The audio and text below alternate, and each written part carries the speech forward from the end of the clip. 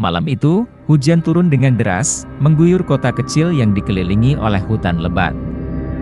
4 orang remaja, Rian, Dika, Santi, dan Wulan, berada di dalam mobil tua yang melaju di jalanan sepi. Mereka baru saja pulang dari perjalanan berkemah di sebuah bukit. Namun, malang bagi mereka, mobil mereka mengalami kecelakaan kecil akibat jalanan licin. Rian, sang pengemudi, hanya mengalami luka ringan di lengan. Namun, Dika terluka cukup parah di kaki karena terbentur dashboard, sedangkan Wulan mengalami pendarahan di pelipisnya. Santi yang duduk di belakang hanya mengalami syok. Mereka butuh pertolongan segera. Di tengah kebingungan, mereka melihat cahaya dari kejauhan. Sebuah rumah sakit tua berdiri megah di ujung jalan.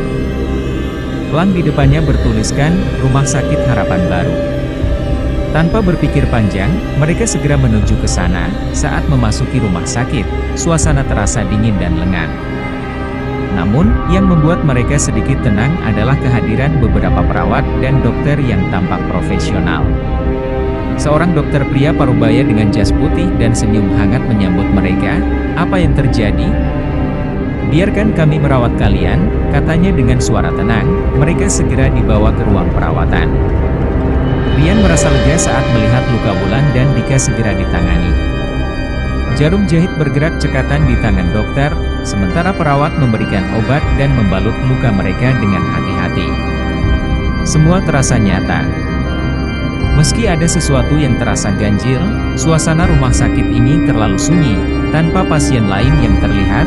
Setelah beberapa saat, mereka mulai merasa aneh. Tidak ada suara alat medis yang berbunyi, tidak ada pasien lain selain mereka. Wulan yang masih sedikit pusing mencoba berbicara dengan seorang perawat, tapi wajah perawat itu pucat, matanya kosong, dan senyumannya terasa kaku. Ketika Wulan menoleh ke arah meja dokter, ia melihat sesuatu yang mengerikan.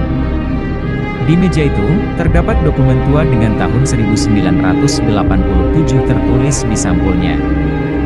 Ada foto yang memperlihatkan dokter dan perawat yang bekerja di rumah sakit ini. Namun yang membuatnya bergidik adalah wajah dokter yang sedang merawat mereka sekarang ada di dalam foto itu, tanpa perubahan sedikit pun, seakan-akan ia tidak menua. Dengan panik, Wulan memanggil teman-temannya. Mereka mulai menyadari bahwa rumah sakit ini terasa semakin aneh. Lampu yang sebelumnya terang mulai berkelap-kelip. Bau anyir yang samar tercium semakin kuat.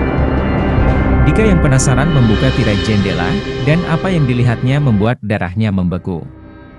Di luar jendela, hanya ada hamparan tanah kosong yang ditumbuhi ilalang liar.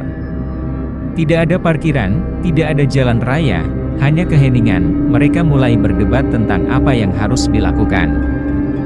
Rian bersikeras untuk tetap tenang dan mencari jalan keluar dengan hati-hati, sementara Santi mulai menangis ketakutan. Wulan merasa napasnya semakin berat, udara di dalam rumah sakit terasa lebih dingin dari sebelumnya. Tiba-tiba, mereka mendengar suara langkah kaki menggema di lorong. "Ada orang lain," seru Dika dengan harapan. Namun, saat mereka melihat ke ujung lorong, sosok yang muncul membuat mereka nyaris pingsan. Seorang pria berpakaian pasien rumah sakit berdiri kaku. Tubuhnya kurus kering, matanya kosong, dan kulitnya pucat kehijauan. Dia membuka mulutnya, tapi tak ada suara yang keluar. Beberapa detik kemudian, tubuhnya mulai melayang, bergerak mendekati mereka tanpa menggerakkan kakinya. Mereka berlari sekuat tenaga, mencoba mencari jalan keluar. Namun, semakin mereka berlari, semakin rumah sakit itu terasa seperti labirin.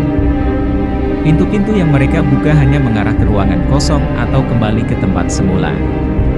Ketika mereka mencapai ruang pendaftaran, suara dokter terdengar dari belakang mereka.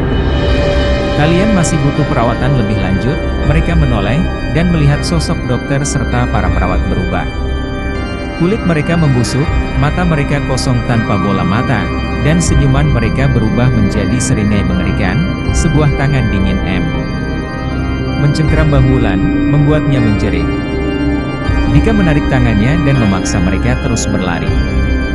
Mereka akhirnya menemukan tangga darurat yang tampak seperti satu-satunya jalan keluar. Dengan tergesa-gesa, mereka menaiki tangga hingga ke lantai paling atas, berharap bisa keluar melalui atap. Saat mereka sampai di atap, mereka melihat sesuatu yang lebih mengerikan. Di bawah, rumah sakit itu tidak terlihat seperti bangunan nyata, hanya hamparan tanah kosong dan bayangan rumah sakit yang samar di bawah cahaya rembulan. Mereka benar-benar berada di dunia yang berbeda. Tiba-tiba, suara jeritan menggema dari dalam rumah sakit. Pintu atap mulai tertutup dengan sendirinya. Rian dengan cepat menarik besi pengaman dan mendobrak pintu itu terbuka. Mereka segera melompat dari atap ke pohon besar di dekatnya dan berguling ke tanah. Begitu mereka menyentuh tanah, tubuh mereka terasa ringan. Saat mereka menoleh ke belakang, rumah sakit itu sudah tidak ada. Yang tersisa hanyalah sebuah bangunan tua yang sudah lama runtuh dan dipenuhi tanaman liar. Keesokan harinya, mereka mencari informasi tentang Rumah Sakit Harapan Baru. Dari seorang warga setempat, mereka mendapat fakta mengerikan. Rumah sakit itu telah tutup sejak 30 tahun yang lalu akibat kebakaran hebat yang menewaskan seluruh pasien dan staf medisnya. Konon, arwah mereka masih tetap di sana, meneruskan tugas mereka. Dika, Wulan, Rian, dan Santi hanya bisa saling berpandangan. Tubuh mereka gemetar. Luka mereka telah sembuh, tapi mereka tahu satu hal, mereka telah dirawat oleh sesuatu yang seharusnya sudah lama mati. Dan mereka berjanji tidak akan pernah kembali ke tempat itu lagi.